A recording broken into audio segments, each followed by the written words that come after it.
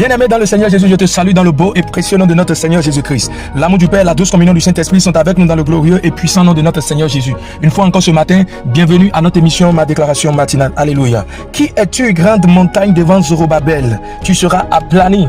Bien-aimé dans le Seigneur, voilà la prophétie que le Seigneur donna au prophète Zacharie pour Zorobabel. Qui es-tu, grande montagne devant Zorobabel? Au fait, vous voyez, Dieu parle au prophète par des songes, par des visions. Et dans ces songes, dans ces visions, Dieu utilise, comme on appelle, du matériel physique pour parler des choses spirituelles. Donc ici, la montagne dont l'Éternel est en train de parler au prophète Zacharie est un grand problème, une grande situation.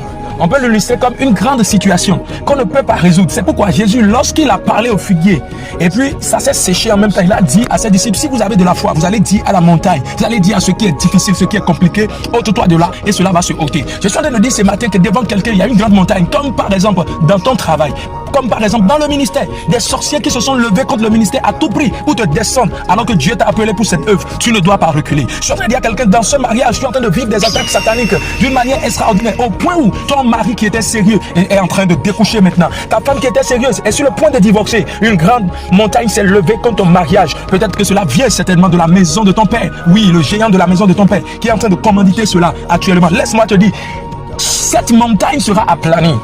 C'est pourquoi le sang a été versé. Le sang a été versé pour aplanir les montagnes.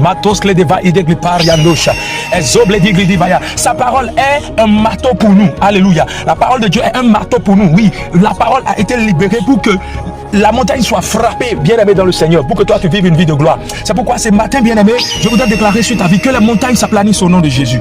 Et tu vas le déclarer avec moi.